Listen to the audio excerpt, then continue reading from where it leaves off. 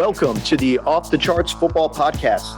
I'm Matt Manocherian, joined as always by our producer, Justin Stein. And today we've got Alex Vigderman and Bryce Rossler from our research team. We're going to talk about some recent storylines, a couple of things that these guys have looked into, and keep it kind of light today on a Friday. So let's start off with that game last night. Bryce, about a week ago, you wrote about the Bengals' struggles, how they haven't had it going offensively the way they did last year. What did you see last night that either corroborated that or went the other direction? So something that went the other direction was the offensive line play. I think they allowed 1 sack last night, and then against the Giants, they allowed 2. And in the first couple of weeks of the season, everybody was up in arms about the Bengals offensive line, and they're certainly not a very good unit. I don't think anybody would argue that they're one of the best in the league by any means. But they changed a lot of personnel, right? They tried to do what the Chiefs did a year ago, right? Yeah, they had some reshuffling on offensive line, so that unit is still trying to gel together a little bit. But they also were kind of unlucky the first couple of weeks in terms of how often pressures became sacks. I think, I don't have the numbers right in front of me, but I think generally something like 20% of pressures turn into sacks, or 20% of pressures are sacks, however you want to phrase it. And they were like 50% through the first 2 weeks, which is abnormal. And they were kind of middling in pressure rate. Yeah, they were middling in pressure rate. Again, they weren't particularly great. They were middle of the pack. Again, not the best unit in the league, but I wrote that I expected that to taper off a little bit. And in the past 2 games, it has. So they've been moving the ball a little bit better now that they're not having all these sacks that kill drives. But they still have some of the issues that I wrote about. They still have problems siloing their offense in terms of their run-pass splits. They ran the ball a ton against Miami. What do you mean by siloing? What I mean by siloing is, in more or less when they're in shotgun, they pass, and when they're under center, they run. And that's not atypical, generally speaking. I mean, most teams run more when they're under center and pass more when in the shotgun, and that's just the nature of things. But the Bengals are particularly extreme case of that. They're almost like, I want to say like 90%, close to 90% pass and shotgun, and then like 80% run under center, something crazy like that. So they definitely have some tells in that regard. And I try to avoid talking about football in the binary of like, is it a run? Is it a pass? Because there's more going on than just what the play type was. But when you're talking about tendencies that extreme, that's going to affect you a little bit. Okay, we're in our first and second down. We're pretty much going to run the ball, maybe do some play action, but you can kind of know what to expect. And then, oh, wait, it's 3rd and 10. Now we're in shotgun, and you know exactly what to expect. Not a lot of like cleverness there. Is that what you're getting at? Yeah, they're just not. They're lining up in certain alignments to do one thing, and they're just going to say, "Screw it, we're going to run this." There's no attempt to disguise what they're doing necessarily. They're pretty transparent about their intentions based on what they come out in formationally. So that kind of ties into Alex. You were doing some research earlier in the week about scoring being down and what might be going on there, what might not be going on there. One of the things that we looked into was the prevalence and success of too high coverage shells and how that's potentially slowed down offenses this year, could be responsible for it somewhat. I think if you look in the Bengals case, they're one of the teams that, Bryce, you wrote, they saw the most too high snaps through the first 2 weeks of the season, and they ran into too high just 23% of the time. So they haven't done it a lot. They haven't done it well.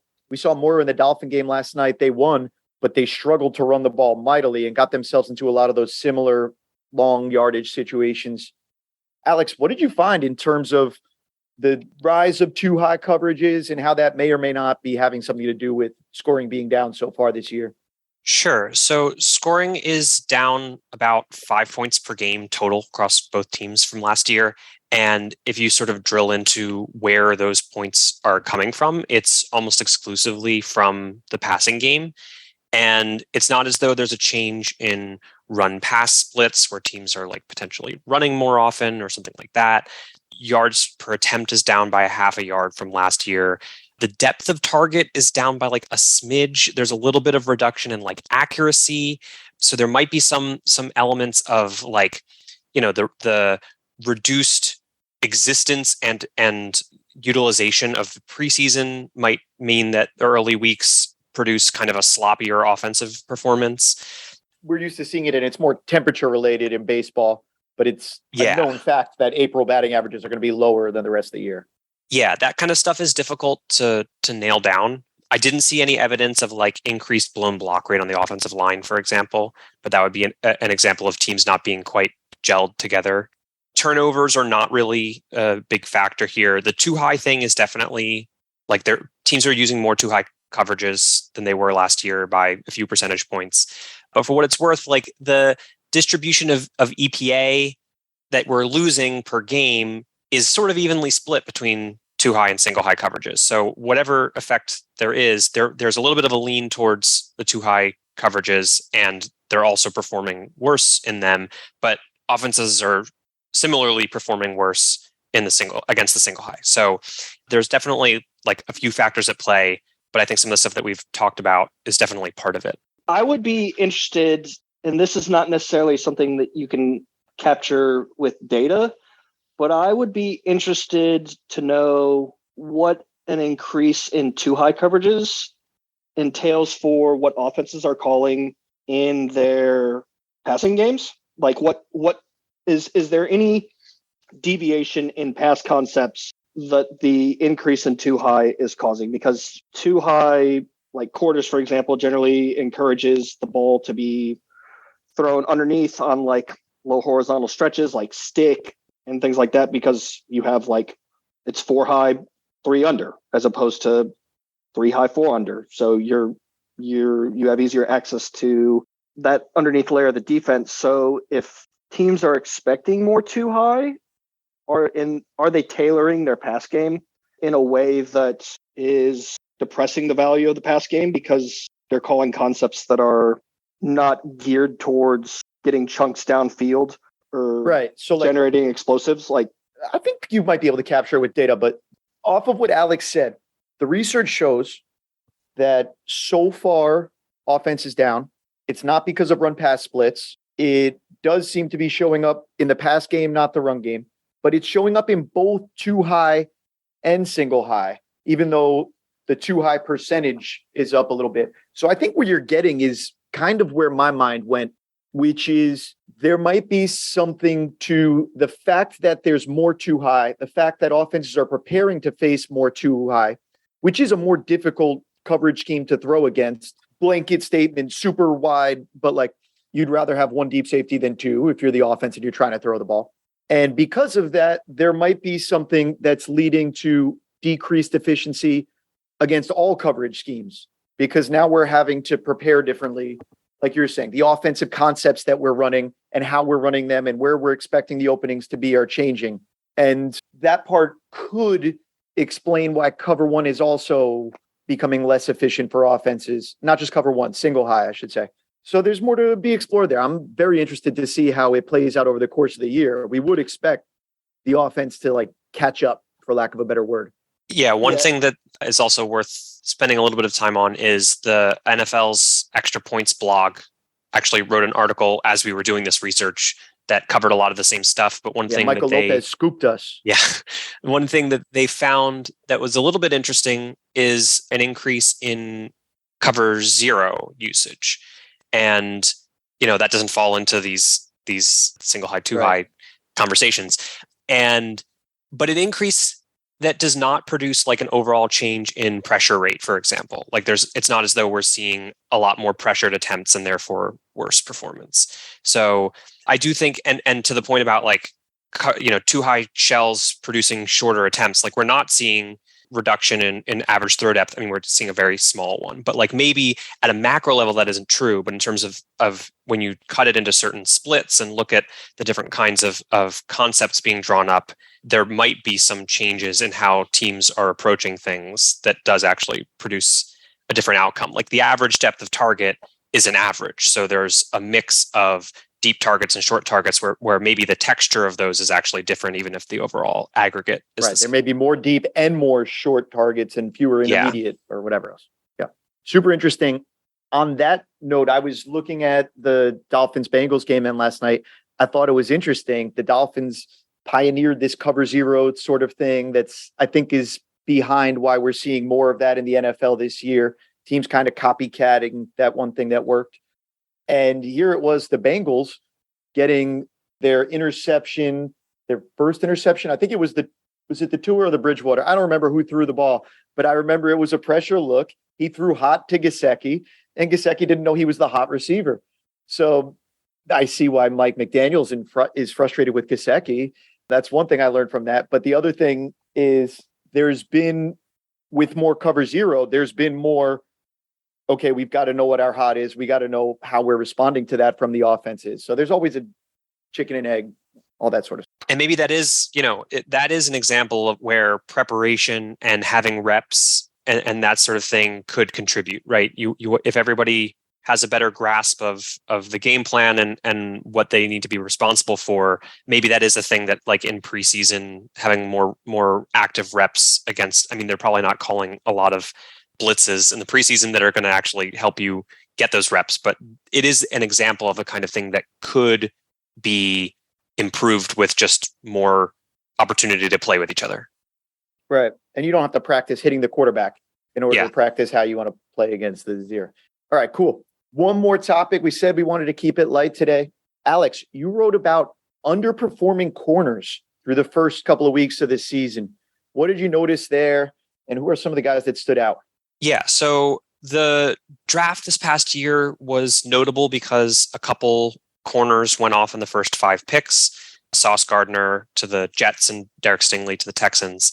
And, we're talking about a few weeks of the season and just, one big play really makes a big impact. But just in terms of EPA per target allowed so far this year, both of those guys are in the bottom 15 in the NFL in terms of allowing the most expected points added on their targets. And we're talking about, 10, 15 targets. So, small sample size, caveats apply. But the fact that they're on there, especially, there was some talk in the preseason that like Sauce Gardner hasn't allowed a target through 2 games of the preseason. Like, watch out for this guy. And, this measure does not include target deterrence, but the fact that you're on this list means that you've been targeted enough to qualify. So it's not like he's shutting everybody down and then allowing 50-yard touchdowns on a few plays. So a little bit of just like a calm your takes in the preseason and stuff like that. And obviously this is the first few games of these players' careers, but it is kind of notable that both of them are on that list. And then beyond them, also on the list of guys who have been relatively struggling at the start of the year, it's names like Jalen Ramsey, names like Trayvon Diggs, names like AJ Terrell, who are 3 guys who had different versions of successful seasons last year. And all of them are struggling in this respect this year. And that sort of underscores the variability that comes with playing on the back end. That's interesting. Of those 3 guys, Jalen Ramsey, not worried about him, like surprised that he's on this list, certainly, but not worried long-term. Trayvon Diggs, you can see based on the way he plays. Last year, he gave up tons of yardage, lots of plays, targeted a bunch. That's part of the reason why he had those interceptions. So, like, not surprising to see him on this list really at all. AJ Terrell's the one that I'm kind of interested in. We had middling grades on him coming out of college, and he's been very good so far in his career. So I'm really interested to see, is there something going on there? Is he potentially going through an injury right now? Like another guy you could talk about, Xavier Howard, pulled himself out of the game last night, and he's certainly struggled this year compared to his usual production. And I think that's been the reason why. Maybe that's underlying this for some of these players too. I do think that all 3 of these guys have some history of being relatively heavily targeted. Like Ramsey in his first couple of years in Jacksonville was targeted like 90 times a season. And when he got traded, then he sort of morphed more into the shutdown target deterrence type guy. But like he was targeted heavily for the first couple of years. And that's sort of what we're seeing now. So there might be sort of a reversion in that way. And even Terrell, who was shut down in a way, was still targeted 62 times. So like it wasn't as though he was totally shutting guys down. But what he was able to do was really reduce the outcomes when he was targeted, having very low completion percentage allowed, low yards after contact per reception, that kind of stuff. So just a different style of player than these other two guys to some extent. You might have some data that would completely shut down my hypothesis, but I would imagine that it is difficult to have a very low target number for guys of this stature, depending on the extent to which they follow the opposing receiver's number one, because at some point, like that guy's going to get targeted. You know, I imagine it's not reasonable to expect guys who are trailing the opposing team's best receiver week in and week out to be completely shut down in that regard. But I also don't have any empirical evidence for that. That's more anecdotal. Yeah, we're going to be working on some stuff related to these kinds of matchup things. But in terms of just the examples that we have here, like Diggs, he's allowed 7 receptions, all for first downs for 80 yards and a touchdown against Jamar Chase, T. Higgins, Mike Evans. So like, yes, absolutely covering guys who are going to have the ball thrown to them regardless of how great the corner is opposite them. Ramsey allowed the big touchdown to Stephon Diggs. He dropped an interception. So like those two plays really have a huge impact, especially when we're talking about EPA. So yeah, these are our early returns for guys who are going to get a lot of opportunities to, change those numbers. Yep. And they'll continue to be volatile as defensive backs tend to be. Woohoo. Thank you guys for joining the podcast. You can check out some of these articles. Alex is up on the 33rdteam.com. Bryce has his most recent article up on sportsinfosolutions.com. So you can check it out there. Find us on Twitter, all that good stuff. And keep your eyes open. We'll have some new features coming out on the 33rd Team website. If you haven't already checked out The Edge, get over there.